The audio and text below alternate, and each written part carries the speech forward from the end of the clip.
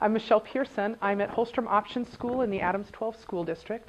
I'm a middle school educator that teaches language arts and social studies, and I'm this year's Colorado Teacher of the Year.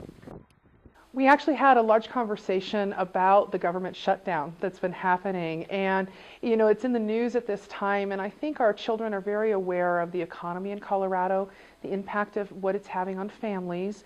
And so the news about the government shutdown, we were talking about current events, and a lot of them had a lot of questions about it. And some of the very basic things, such as, are we still going to get mail? Will the servicemen be all right? Those types of things. But I think one of the most special things is when one of my students said, all year we've been talking about how people need to work together and how they need to communicate. I think that somebody needs to sit down with the Senate and tell them that they should act like 8th graders and maybe communicate a little bit better, and we wouldn't be in a shutdown factor. And that kind of made me smile because they tied it to themselves and put it into a real life setting. And that's really what we want for 21st century learning. But they also were connecting these real life events to how they've learned about communicating. And I hope that that continues into their business sense as they continue to leave here and study and go on to college. I think the biggest thing is it's starting to impact the instruction that we're giving students on an individualized basis. As our classroom sizes get larger and as we lose colleagues to other positions or to larger responsibilities, we don't have the opportunity to collaborate as we used to, and that does affect how our children learn. With larger class sizes, we don't necessarily have the chance to differentiate as much as we can and give that individual instruction every single moment of every day, which we would hope to because we're passionate and we're very professional about what we do as educators. But with the budget impacts, it's starting to make a distinct impact on student growth because we can't control all of the factors that control children's learning in the classroom.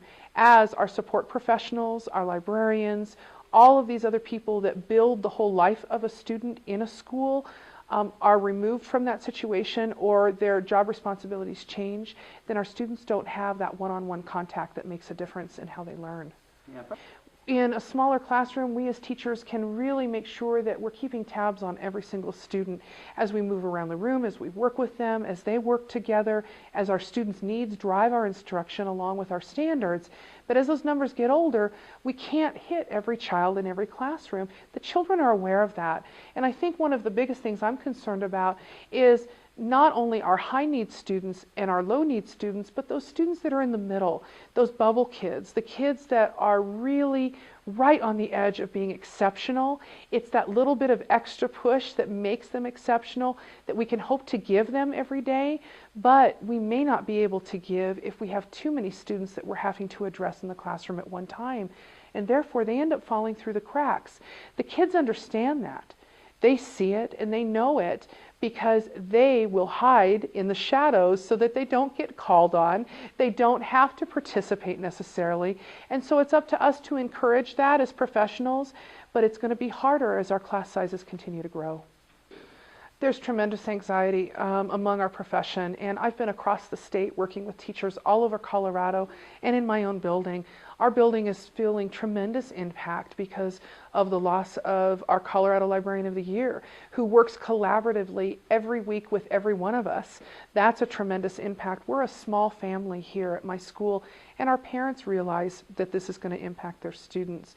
We're going to see that impact really funnel out. And it's not just about this year, it's the conscious decisions that are being made that are going to impact the next several years.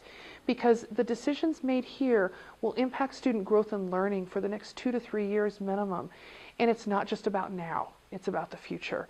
Because what students will not learn or have access to next year because of the budget cuts that we have, it's going to take several years to come back from that. And for some of our students, they may end their K-12 career by that time and be moving into college. And then what have we done? We've lost that chance for impact and that chance for growth.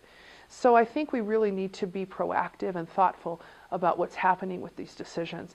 And I know all of us are feeling that stress tremendously as parents, as educators, and as community members that are seeing the state of education in Colorado. My kids are very aware of what's happening with the budget because it impacts them on a daily basis.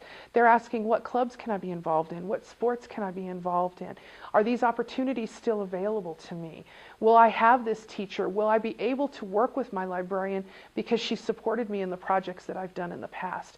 They know very closely who works well and who helps them learn.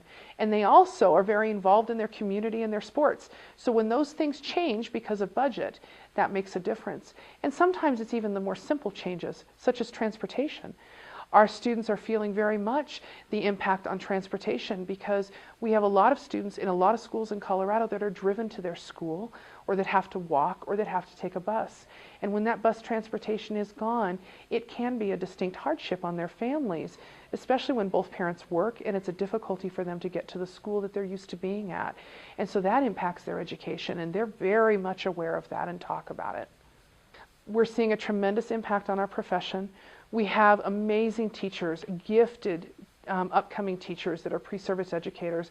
I've been working with many of them at CSU and at CU, at UNC, at Metro, and I see the excitement and the drive and the motivation and the ambition of all these young teachers. And I work with tremendous professionals here who are in their first several years of teaching, and they are really feeling the pressure right now. Morale is down.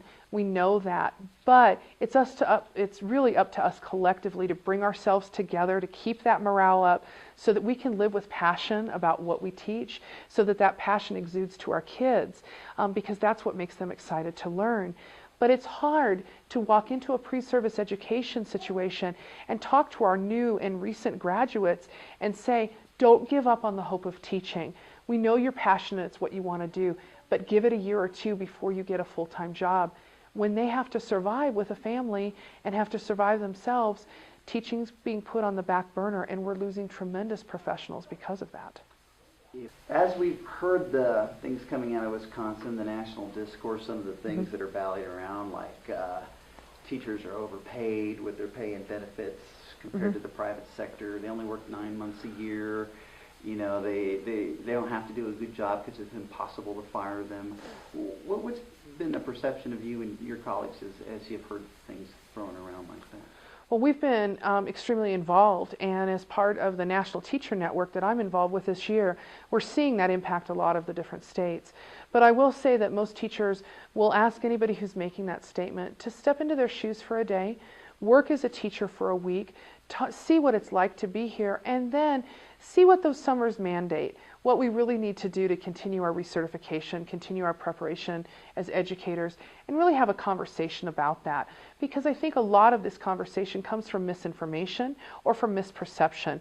I think one of the biggest things that we have to do as educators is really to stand up and say, our profession makes a true difference, it's worthwhile, and it really is special, and here's what we're doing, and here's what we're doing that's right for kids.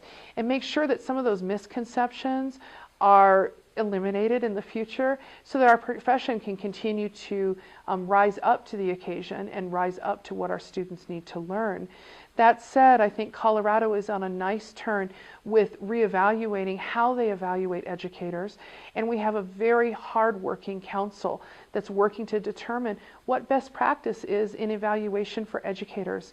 And I think that their recommendations that come forward will be valuable for all of us in the profession, and will be valuable for how our profession is viewed by our community in Colorado and by the nation so that we can continue to become the best. I think teachers have been given the opportunity to give information for this evaluation piece and the teacher effectiveness work that they're doing. I think that's critical. We have great representatives on that council that are making a difference. But I think that what's going to happen with this is that really it's about being accountable. We are doing what's right, but we need to be measured in manners that are fair, not only to us, but also to our students, but also continue to give teachers due process, but that give also teachers the right to search for excellence and the right to say, I am obtaining excellence in my classroom, and here's why. These type of evaluation procedures, although a bit scary because they're new to all of us, can actually give us more power as a profession so that we can stand up with the business community and say, here's how we're evaluated, and really this is what we're doing, and this is what's best for kids. And I think that that particular statement, this is what's best for kids, is the focus for us in our profession as well as our community of Colorado. And that's where the communication and the dialogue needs to continue between our legislators, between our profession, and between our community, because our educational groups will not go forward without it. I do believe that unions are relevant. I think unions are relevant to bring people together for a collective voice. I think that they help determine fair labor practice. Unions are not perfect, just as any organized group will not be perfect. But there's a reason why we have them, and there's a long history behind unions and a collective voice. And I think as a profession, we need to speak up right to show what's best in our profession. And frankly, our union here in Colorado does that quite effectively. They let us know that this is what's going on with our professionals, and this is what makes us outstanding. And I think that balance of advocation and professionalism and really obtaining excellence and sharing that across the state is what makes CEA effective. And I think it's what makes it our union, not just your union, not just the teachers' union. It's really about our group and who we talk about with our profession. Teaching as a job rather than a lifestyle is kind of a hard thing for me because honestly, teaching is my life. My students, I am in touch with them with a variety of endeavors inside and outside of the classroom. I love what I do. I'm absolutely passionate about what I do for my kids, and I'm so excited to see what they're doing and how they are a success. And I think that that's amazing. And for me, it's a life, because I'm passionate about giving them the opportunity to find what they have inside of themselves to be special and to be productive community stewards and citizens. And I think that's very important.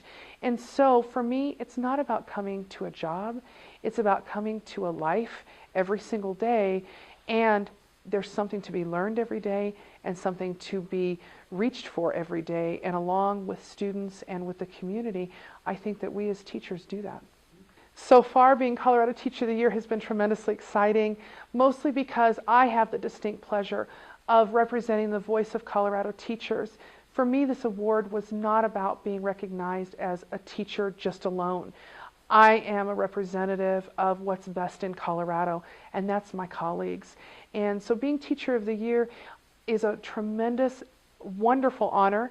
I've been traveling, I've been teaching, I've been working with my students, and I've been advocating, and hopefully been doing all of those things with my colleagues in mind so that I can help raise the profession of education to the top levels of the ladder in this state, so that our legislators, our governor, and all of the business people that we work with in the community realize that we are one Colorado, we are one group, and we are the teachers of our future.